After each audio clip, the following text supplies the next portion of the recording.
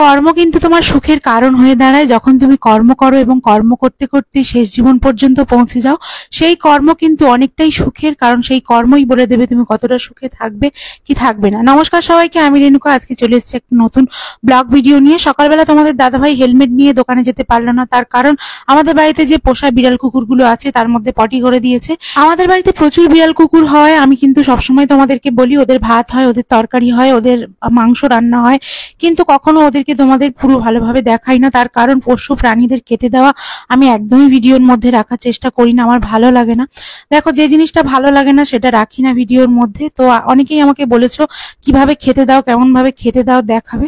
তো ওরা খায়, ওদেরকে খেতে দেওয়া হয়, কিন্তু সেই খাওয়াটা তুলে ধরা আমার কাজ নয়। আমি আমার নিত্যদিনে কি কাজ করি না করি, সংসার জীবনে কি ঘটে না ঘটে, সেই কিছুই আমি তোমাদের সাথে তুলে ধরি। ভালো লাগা, মন্দ লাগা, কষ্ট হওয়া, খারাপ লাগা, এগুলো নিয়েই আমার ছোট্ট এই ব্লগ ভিডিওগুলো বানানো। সকালবেলা চলে এসেছি রান্নাঘরে। 2 গ্লাস জল নিয়েছি, নিয়ে কিন্তু একেবারে এটা সকালবেলা মানে ভোর 5টা বলতে পারো। একটা আমলকি কেটে নিয়েছি, আমলকিটা কেটে জলের মধ্যে দিয়ে দিয়েছি, এটা এখন ফোটাবো। তারপরে এটার মধ্যে ওই যে আমি ফ্যাট কাটার ড্রিঙ্কটা খাই, তোমাদেরকে বলেছিলাম, সেইটা দুজনের জন্য নিয়েছি। 2 গ্লাস বলে 2 চামচ দিয়ে দিলাম। আর একটা আছে এটা সিনেমেন পাউডার, মানে তোমরা বলতে পারো ওই দারচিনি পাউডার, এটা কিন্তু অনেকটা ওয়েট লসে হেল্প করে। তো এটা আমি হাফ চামচ মতন দিয়েছি, আর এই গুঁড়োটা আলাদা করে রেখেছি, এটা আলাদা করে রেখেছি দুটো কোটোর মধ্যে। তো দুটো বন্ধ করে দিয়েছি। এটা আমার দেওর যা সবাই খায়, আমার শাশুড়ি মাও খায়, তো এটাতে কিন্তু অনেকটাই উপকার। তো এটা এখন জলের মধ্যে দিয়ে একটু ফুটিয়ে নেব, নিয়ে তারপরে কিন্তু এটাকে ছেঁকে আমরা খেয়ে নেব, একটু ঠান্ডা করে বা উষুম উষুম খেয়ে নেব। তো আমলকিগুলো কিন্তু ফেলবো না, আমলকিগুলো আমি কিন্তু বেছে, সিদ্ধ হয়ে যায় যেহেতু এর মধ্যে, আমি বেছে কিন্তু আমলকিটা খেয়ে নিই। তোমরা চাইলে ফেলে দিতে পারো, কিন্তু আমি মনে করি খেতে ভালো লাগে তো খেয়ে নিই। তো যাই হোক, এখানে এখন একটু ঠান্ডা করা হচ্ছে, তার কারণ বর্মশাই তো দোকানে যাবে এবং তাড়াহুড়োর মধ্যে থাকে, এত গরম গরম ও খেতে পারে না। তো সেই জন্য একটু ঠান্ডা করে এর মধ্যে ঢেলে নিলাম, আর এই আমলকিগুলোকে আমি এখন খেয়ে নেব। তো বন্ধুরা দেখো, এই যে 2 গ্লাস জল নিয়েছিলাম সেটা কিন্তু ফুটিয়ে এরকম হাফ গ্লাসের একটু বেশি করে হয়েছে, হাফ গ্লাস টাইপেরই হয়েছে। তো এই যে আমলকিগুলো এবার আমি কিন্তু একটা একটা করে খেয়ে নেব। আর আমার সকালবেলা এভাবে খালি পেটে একটা আমলকি সিদ্ধ খেতে বেশ ভালোই লাগে। তো আমলকি এটার মধ্যেও মানে ফোটানো হয়ে গেল, আবার আমলকিটা খাওয়াও হয়ে গেল, তো বেশ ভালো লাগে। তো এটা এখন খেয়ে নিয়ে আমি, আমার বর্মশাই এখন স্নান থেকে বেরোয়নি, তো ও বেরোলে কিন্তু ওকে দেবো। আর আমি এটা পুরোপুরি এখন খেয়ে নিলাম। খুব একটা ভালো খেতে না বা খুব একটা খারাপও খেতে না, ওষুধ যেমন হয় তেমনই, এর বেশি আর কিছু মনে করি না যে কোনো কিছু খেতে গেলে। তারপরে আমি আমলকিগুলোকেও খেয়ে নেবো বন্ধুরা, আমি এগুলোর কিছুই ফেলি না। তো যাই হোক, এই যে আমার বর্মশাই রাত্রিবেলা কি হয়েছে, শুয়েছে, তো তারপরে এত কাশি হচ্ছে হঠাৎ করে ঠান্ডা গরমে, মানে বলতে পারো গরম হচ্ছে, এবার তার মধ্যে যদি জল খাচ্ছে বা মানে মাথায় যেটা গরম হচ্ছে, তার জিম করছে, সবকিছু মিলিয়ে মিশিয়ে আবার একটু জল টল খেলে ঠান্ডাও লেগে গেছে। তো সেই জন্য সারা রাত ঘুমাতে পারেনি, এখানে বসে বসে প্রচুর কষ্ট হচ্ছিল।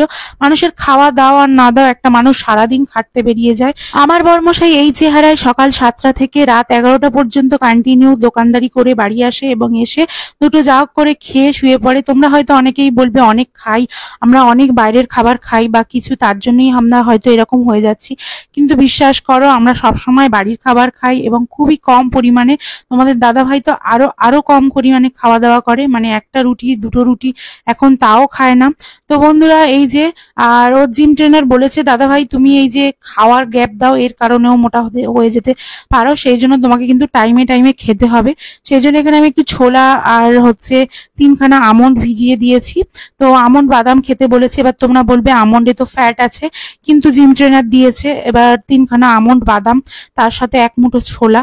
তারপরে ও কিন্তু এখন রাগ করে, আজকেরই কিন্তু বেশ রাগ হয়ে গেছে ওর, কারণ এই যে বিড়ালগুলো দেখতে পাচ্ছ ওর হেলমেটের মধ্যে পটি করে দিয়েছে, সেই জন্য ও হেলমেটটা পরতেই পারলো না, পুরো সোফাতে পটি করে দিয়েছে। আমি তো সোফাতে বসতেই পারি না, কিন্তু কিছু করার নেই, আমাদের বাড়িতে যেহেতু পোষা তো আমরা কিছু বলতে পারি না। কিন্তু খুব খারাপ লাগছে, কারণ ও ওভারব্রিজের উপর দিয়ে বাড়াইপুরে যায় এবং ওর যেখানে জিম সেখানেও ওভারব্রিজ পেরোতে হয়, আর সেখানে পুলিশ থাকে। তোমরা সবাই জানো হেলমেট না থাকলে কিন্তু অনেকটা প্রবলেমে পড়ে যাওয়া যায়, মানে হেলমেট না থাকলে অনেক সময় ফাইন করে দেয়, তোমরা তো জানোই হেলমেট পরে না গেলে কি হয়। তো আজকে একটু রিস্ক নিয়েই বেরিয়ে পড়লো, জানি না কি হবে, ভগবানের নাম নিয়ে, জয় জগন্নাথের নাম নিয়ে বেরিয়ে পড়েছে বন্ধুরা। তারপর আমি রান্নাঘরে চলে এসেছি, রান্নাঘরে ভাই এখানে বাজার করে নিয়ে চলে এসছে। আজকে এনেছিল কুমড়ো পুঁই শাক, তার সাথে এনেছিল মাছ।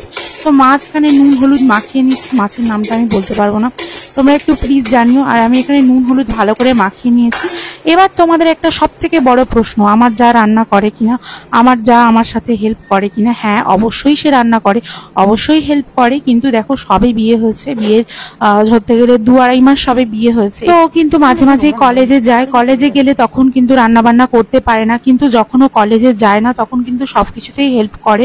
এখানে দেখো বন্ধুরা, চিংড়ি মাছ নিয়ে আসা হয়েছে বাজার থেকে, আর এখানে পুঁই শাক আছে, টাটকা টাটকা পুঁই শাক। পুঁই শাক একদিন রেখে খেলে একদমই ভালো লাগে না। আর এখানে ফুলকপি আছে, ফুলকপি আলু দিয়ে মাছের ঝোল হবে, আর কুমড়ো পুঁই শাক চিংড়ি মাছ দিয়ে হবে। তো এখানে কড়া বসিয়ে দিয়েছি, আর এখানে বন্ধুরা মাছগুলো ভাজা হচ্ছে, আর তোমরা দেখলে এখানে দেখতে পারবে আমার যা মাছগুলো কিন্তু ভাজতে বসিয়েছে, আমি এখানে কড়া খুন্তি দিয়ে একটু নেড়ে ছেড়ে দিচ্ছি।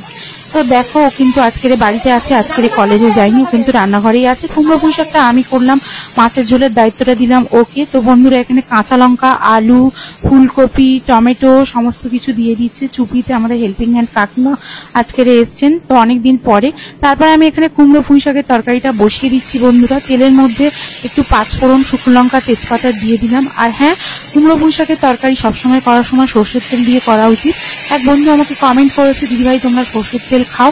আমাদের ওয়েট বেশি হওয়ার কারণে সর্ষের তেল খেতে ডাক্তার বারণ করেছে, সেজন্য আমরা সাদা তেল খাচ্ছি। আবার এখন করে শুনতে পাচ্ছি সাদা তেলের থেকে নাকি সর্ষের তেল অনেক ভালো।